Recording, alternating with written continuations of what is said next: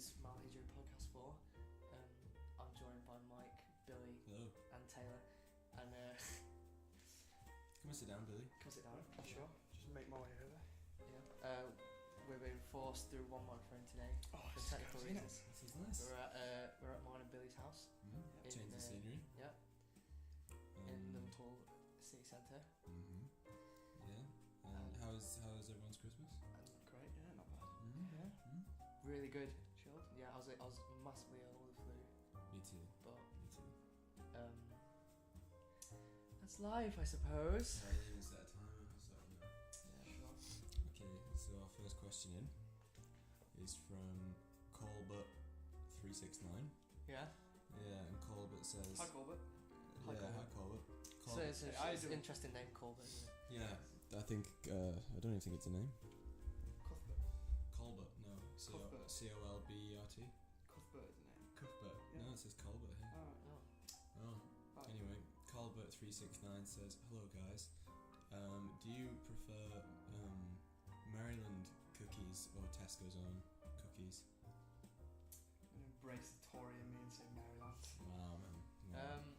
It depends because Tesco's finest cookies are actually quite nice, Mm, the thick ones, yeah. and then they're like I'll much prefer like a thick, like soft cookie than a like if you just dipping it in your nice glass of milk, then like obviously Maryland's the way. Do you know when you like leave a pack of biscuits out overnight and you have one the next day and It's they soft. go really soft? Yeah. That's life. That is. Like, especially milk chocolate digestive. It's that thing about having cold pizza. I think cold pizza's great. It's delicious. It's delicious, isn't But- it? So good. Cookies are better when they're fresh out the oven, homemade, Mm. and they're gooey like in the middle. Oh, Mm. that's how God intended cookies to be. How good are Subway cookies? Really good actually. Yeah, they're not Good. bad actually. Yeah. I love their oatmeal cookies. Yeah. So I like the nice. white chocolate chip and macadamia nut. Yeah. It's a funny thing about the macadamia nut. It's not actually A nut. No, that's the Brazilian. That's the Brazilian. Brazil isn't nut. it? Yeah. Brazil. Can't reconstitute that old friends joke there, unfortunately. But enough horseplay. Enough horseradish.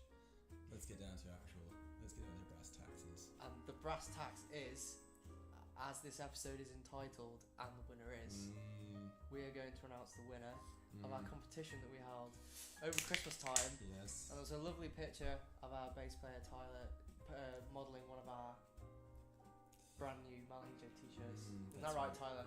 So right. There he Yeah. is. There he is.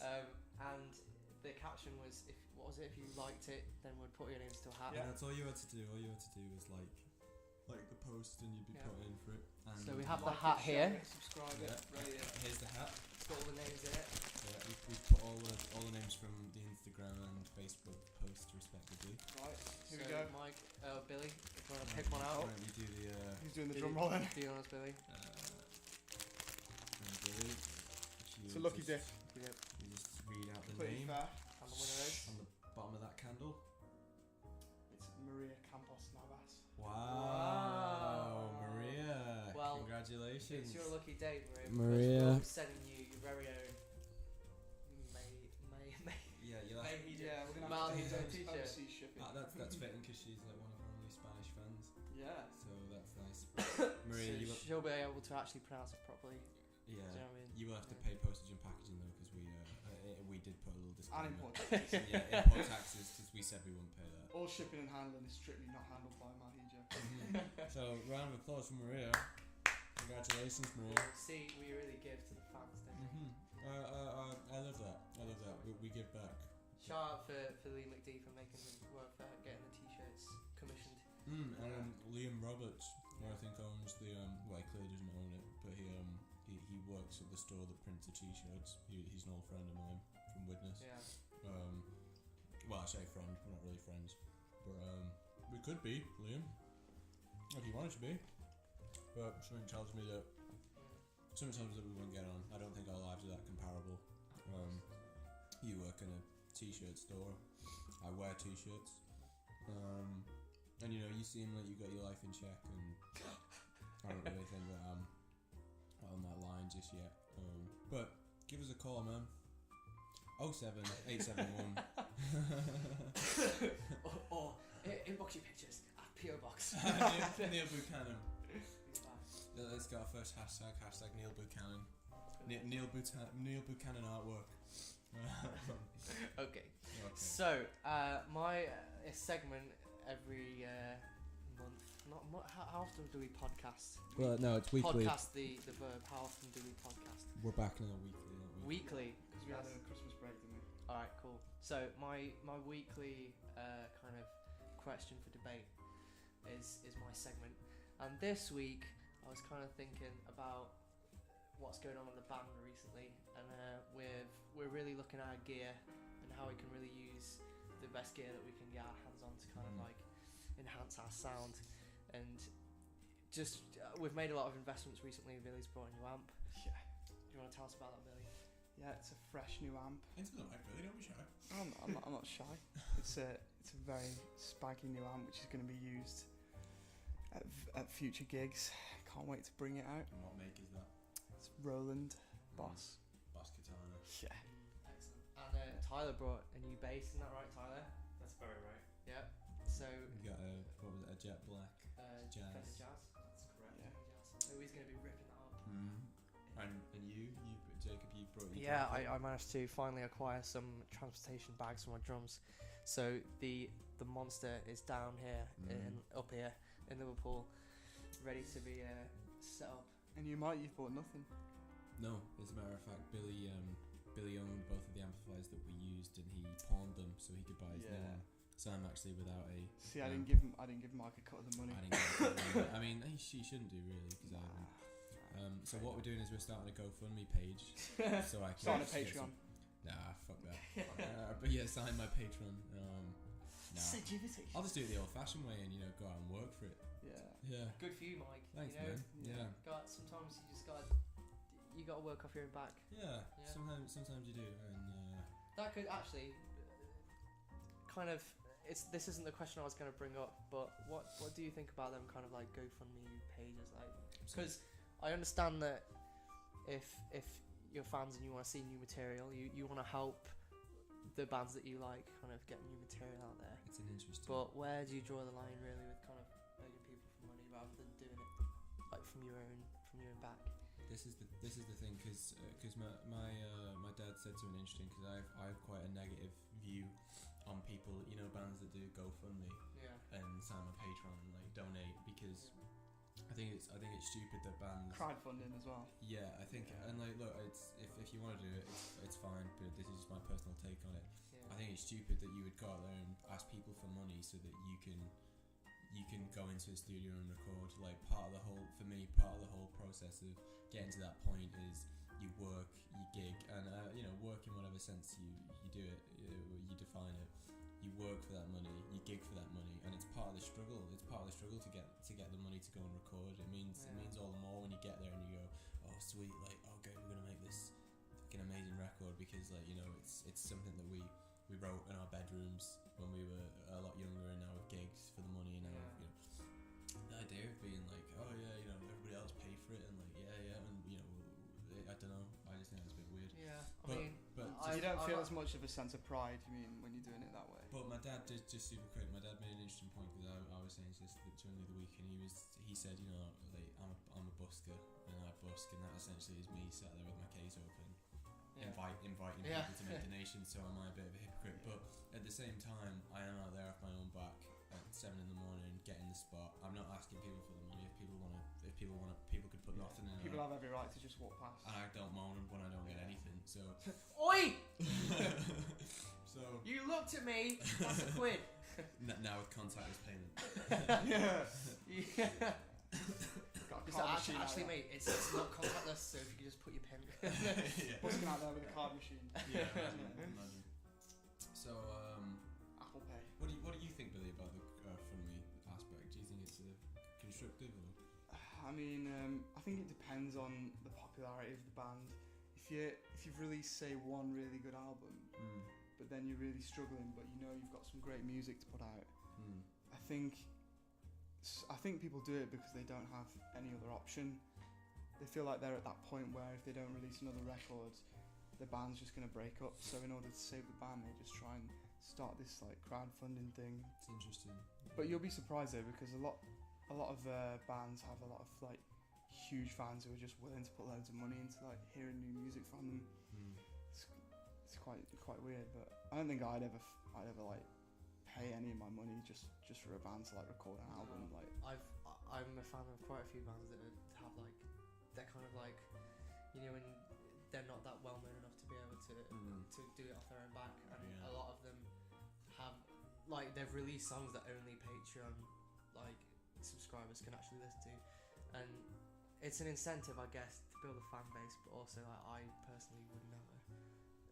It's kind of a lot, like, you can give a little, like, it's awkward because the more you give, like, the more you can exclusive stuff you can get. But I feel like it's kind of exclusive, like, for us, for me anyway, I'd want everyone to just hear what we've done off our own backs, like, this is what we've done, this is what we're about, and I think you'll probably get more of a following that way, rather than excluding it to whoever gives.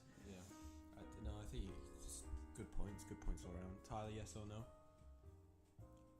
No. Tyler said no, so I think we're all pretty much on the Great, the awesome, no excellent. side. No, yeah. It's interesting because I think bands can fall. I mean, you know, it is easy to fall into that trap, isn't it, of asking for donations and I feel like you've already fallen into the trap if you do it. But you can't blame, and I don't blame those bands, because it's incredibly hard to get gigs, isn't it? Like, it's very hard to get a paid gig nowadays.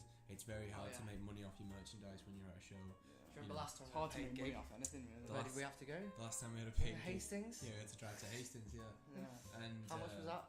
50 quid each? Not even that. I think it was 50 quid each. Well, It was. Was it? It was. Well, we got paid for London as well, but then. Oh, did we? Yeah. Oh. we did. But it wasn't. Hastings paid more than London. But to me, I Well, like it's that. essentially, I think that was because of how far we'd come, and it was just a break even. Yeah. So getting a regular paid gig is quite hard, especially if you're not just whacking out Ed Sheeran covers in a pub. Do you know what I mean? Like. Yeah. I mean, there's a difference between playing pub cover gigs on a Friday night at a bar, and then actually playing a gig where you're out there playing your own songs, getting money for it. Then speaking of which, we've had quite a good start to the year, haven't we? Because we've got some gigs confirmed. We have 5 dates so far. Summer smells great, doesn't it? Yeah, it it's does. like, Megan's food. it's like fried egg and chips. Megan, what you having for tea? Granola. I thought you Yeah. said granola. Granola. Like fried granola. Must be this guy's accent. We'll just eat at the snooker hole, won't we? Oh yeah, for sure. Yeah. But I don't know if you know, God. but as a band, like we probably put a lot more effort into pool halls And snooker holes. Hustling at Then- snooker holes. Yeah. This is where we got the money to do the video. You bought that camera with all your winnings, didn't you? Yeah. Speaking of which, I am going to start opening up my services. Not services to train people, but if people want to play me at snooker for cash, I'll play them for cash and Kiesh. for cash. I don't know. They'll have to beat Tyler first. What do you reckon, Tyler? I He feel has like his own people cue. will take you up on that bet and He beat does, but it's a pool cue, not a snooker cue. So Is there a difference? Yeah, the tip is slightly thicker. Because of the balls, the bigger balls. The tip is Oh, the yeah, tip is yeah, the tip yeah. is always thicker when you have bigger balls. Yeah, no, is that you're right? totally right. Yeah, no, you've got a point. But yeah, so we have some we have some dates. We Yeah. have some dates confirmed, gigging dates that we're going to announce in a few They're gonna weeks. go up on our Facebook as a cover photo. Yeah, That would be cool, yeah. I'm We're thinking- committed to that now. I'm thinking black and white alleyway shot. Yeah, with all with of the us dates downside. and all So the we've dates got the down the side. 31st in Sheffield. No, No, yeah, is it Sheffield first? yeah. It is, yeah.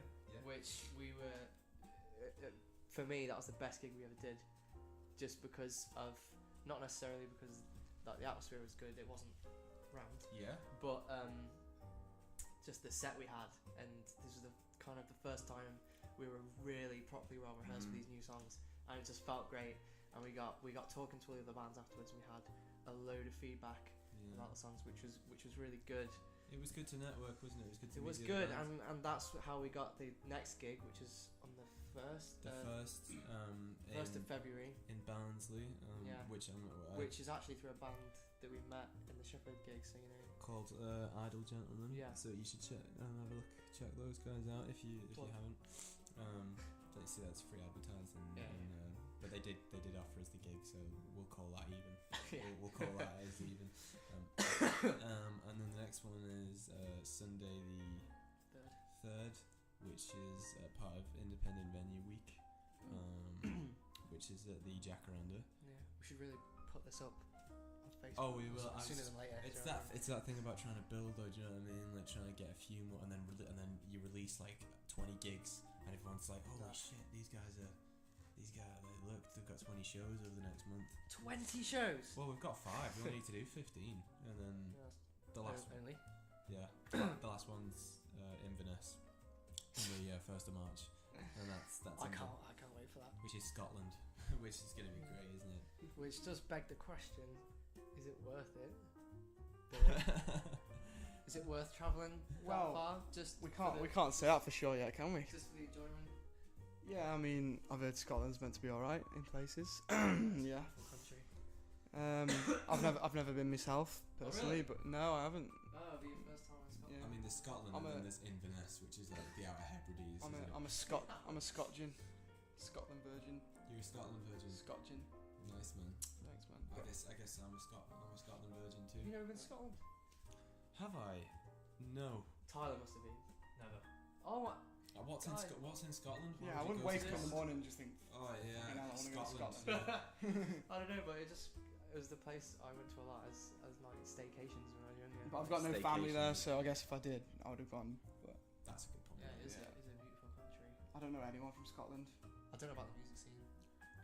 There's just Well, a lot. I'm guessing it's flying in like Glasgow and Edinburgh, but otherwise it's probably not that I good. know. I heard a story that Oasis were playing a gig in Scotland, somewhere in Scotland, maybe Glasgow or something like that, and Alan McGee, who at the time was like head of Creation Records, he spied them in Scotland. in Scotland, and then that was how they got signed. But obviously, Creation Records is no more, and So probably won't. so it won't. Any chance of Alan McGee being there, but it'd be nice to add it to this. Yeah, Be nice with to the add trialing the new equipment out as well. Yeah. No. Gotta give a shout out to Rimmers Music Liverpool Vanessa at Rimmers Music. Yeah. She for the was fantastic service. She helped us make a sale, didn't she?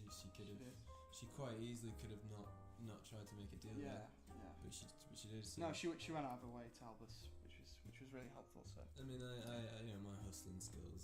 Yeah. I did. That's how you got the amp, isn't it? Seriously. Yeah, I just stood there like playing the piano, or Mike did it all. And Mike was like, "Yeah, look, 5 balls." Mike came back and was like, right, I got you a deal. And that was it, man. Just asked her to play me at a game of snooker. Yeah. Took her to a snooker hall, beat her, and that was it. That was it. Yeah, we got the amp. And now I'm thinking that I might, because the same amp models in Dawson's, and I think I might pick it up because it's like you were saying about having the same amplifiers would be Yeah, it would would. be good, wouldn't it? I seriously think you should consider it. Like I said before, if I take it to rehearsal and you try it out and see if you like it, and then we'll go from there. It's a good idea. Yeah. It's a good idea. Because then we can just work with each other, can't we? Mhm. Like I feel like with the Vox and the Line 6, we were a bit working against each other. Yeah. But as if people didn't have any more reason to come to our gigs. Now you've got more reason. Because we got some slightly better gear. spanking new equipment. No, it's, I mean, like, and you know, from these gigs, they are gonna pay. They might not pay that much. Oh, we didn't even say we've got a Manchester show as well, but the date's not been confirmed. So stay tuned for that one, folks. Hold So tight. if you can just hang around Manchester for a bit. Yeah, just hang on our YouTube. Just refresh our YouTube page. And before anyone gets in on the comments, no, I will not be wearing a Scooby-Doo costume again. That was a great moment. That was a one-off moment. Yeah, but you A did. once-in-a-lifetime opportunity to catch me in a Scooby-Doo costume. You must have felt great when you came off stage and you were sweating cobs. You must have felt like a proper rock star. Like you covered in sweat. You just played these incredible collection of solos. Yeah, I felt pretty good, man. But I also felt really bad. Because you were dehydrated. I was parched, mate. Yeah. Parched. You will. That would happen. Yeah. But. Yeah, I can't wait to test out the amp at the Jacaranda as well. What better venue to test it out at, right? Right, guys. I could think of better venues. Yeah. But it's still good. It's still gonna be Like good. Wembley Stadium. Glastonbury, Pyramid Stage. Do you remember what happened last time? 9 o'clock on a Saturday. Do you remember what happened last time we were at the Jacaranda? What happened last time was a Jack? Well, you should say what happened to you, you poor sod. Oh, really? He's Oh, crying his no. eyes out. Poor lad. There Poor was lad. simply a misunderstanding where the sound engineer assumed that I had lost a piece of equipment. What was the equipment? It was some hi-hat. It was a drum It was kit, a wasn't hi-hat clutch. it? Hi-hat clutch, yeah. And he had misplaced it after we'd been on and Mm. assumed that because we were the last ones on and I was the drummer, Mm. I was the one that stole it, even though I have a perfectly working Yeah. one Yeah. myself. And then upon he thought that you'd slipped it into your backpack, so we offered Yeah. we offered to give him the backpack. I was like, look, mate, have a look. Yeah, Like, yeah, So yeah. I mean, in fairness to him, it's like circumstantial evidence. Do you know what I mean? Yeah. Right, That's yeah. what that's his defense in court, as it was there before and after we were on, it wasn't there. But obviously we didn't take. I was like, you can look at my bag. I literally don't have it. No, but he did get in your personal space, and he did get quite close to you, and he didn't take what you said as an answer, and he was quite domineering. And no, it's just an He was interesting. calling you a liar. He was in a sense, but it's again that in itself is interesting because I don't think people always understand that when you are at a gig, and sometimes you can get face to face with a dickhead who just wants a reaction. You know, a lot of the time, like you do have to be subjective to that. You do have to have quite thick skin, don't you? You do, and I think we just handled it quite well. We just stayed calm. We're like, look, mate, we don't have it. Waited for him to calm down, and then that was it. So, At which point he did, you gotta be professional about it. and then my dad stepped in. and then, Lee and then Lee McDermott goes stepped in. downstairs, and he goes to this guy. It's all been sorted. It's fine. Yeah, we're all fine. adults We're about fine it. at this It was point. fine. It was over. And then he goes, "That poor lad's upstairs crying his eyes out." Crying his eyes out. He's crying his eyes upstairs. Jacob, a grown man of 21 years of age, is crying his eyes out. I do. If you listen, Lee, I do thank you for standing up for me. I totally for trying. Like you, I understand where you're coming from. Yeah, you So see I what do it thank was. you for your support. It was emotional blackmail. He was trying to get the guy to feel terrible. But if that happens again this time round, which it won't, but if the same sound technician is there and he continues to be a bit of a bully, things will go different this time. That's not like me being all threaty and me You'll be being straight down all, that pool hole. oh. If I win, you Right, get mate, to- 22 I'll beat balls. you. I brought my own cue. Yeah. No, but it will be different because I don't think it's not fair. These sound technicians are supposed to be ambassadors for the venue. Really, Yeah. they're supposed to be the face of everything's gonna go smooth. It's gonna be nice. It's gonna. And we've worked with some great sound engineers. Like Yeah. the guy at Sheffield was a lovely guy. The guy at the Zanzibar club. Oh yeah. I can't remember what his name is, but he's really good. Brilliant sound engineer. Yeah, he's great. And since Billy and I wrote a show at the Zanzibar, the Jacaranda, not too long ago, weren't we? Yeah, we were. And we saw this. There was a band there, Oh yeah. and the sound technician there at the time wasn't the same guy, and he seemed like he was decent. So I'm sure it won't be the same guy. But if it is, Yeah. Just got to do your job. You know what I mean? but he better watch his back. But yeah. No. Or you will be killed. I'll find you, and I'll hunt you down, and I'll kill you. Liam Neeson. Yeah. Decent impression That there. film. Yeah. Stolen. Great film. Yeah, I think they're making a fourth one in the works or something. So yeah. So we're looking forward to that. And for this year in general. You know what I mean? Jacob's had his segment. The time we're on, we've got 7 minutes. We've got some time. Cool. So I'm gonna get a poem. Oh, is it that time? I'm gonna do a little poem. But while you do, we've got a question in from Rupert. Okay. Rupert from St Helens. Great place to live, right, Mike? Right, Tyler. I don't live there. Right. No, it's a shit. Right. It's a shithole. It's Oh, terrible. you're gonna have an angry mob of St Helens residents coming to the doorstep. Well, that's the nature of every person that lives in St Helens. Yeah. It's just part of their natural. Anyway. But anyway, Rupert has asked the question. Hi guys, loving the new music. Is he? How has he heard it? Oh, I sent him a few demos. Oh really? Yeah, he's my We mate. don't have He's my any mate demos. he's my mate from St Helens.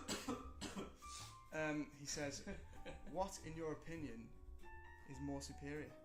The peppered steak slice or the Cornish pasty? And should either be served hot or cold? Alright, so I'm going to jump straight in on this one if you don't mind. It's obviously peppered steak slice. I love a Cornish pasty. Don't get me wrong, but you've got to be really in the mood for Cornish pasty. Cornish pasty has to be warm. Peppered steak slice has to be cold. Tyler? I second that. Tyler seconds that. Seconded. He agrees. Billy completely disagrees. Yeah, I can see it in well, I his eyes. don't completely disagree, because if you said the Cornish pasty should be cold, then I would have completely disagreed. I think Alright. both should be served hot, but I do prefer Cornish pasty. Yeah. I don't know, like, pasty. And I had a really, really, really good one in London the other week. Like, it made Ginster's look really bad. It was that good. I think Like, I thought Ginster's one was good, Yeah. and then I had that pasty, and I Yeah. had it for my breakfast, and it was the really, the problem with the Ginsters ones, if you warm them up, they do go soggy. they go soggy. You have yeah. to oven cook them. Yeah. You want the crispiness. If it's crispy, then yeah. Well, this one Just get a was freshly, just get a freshly baked one hot. That from was where from Gregory's? Gregory's. the vegan sausage roll. Hello. Pan Bakery. Have you heard about this? The Oh, vegan gross sausage one, roll. Yeah. I haven't had one. Has anyone had one? Why is it supposed to be nice? It's supposed to be a huge revelation. Apparently, Greggs can't keep up with the demand. Well, we'll have to try one. This is another thing. I I think mean, I'm not vegan, so. no, but wouldn't it be easier to be vegan if scientists could make meat products that taste they taste exactly like meat, but they're not meat? Because if that Meat. yeah, if that was a thing, if they were making synthetic like pork and it tasted just like pork, I would eat that no problem, and I'd be vegan. Just pork. Well, obviously like chicken and turkey and all the rest, but I mean, I think there's a way to go before What we get about there. cowshed?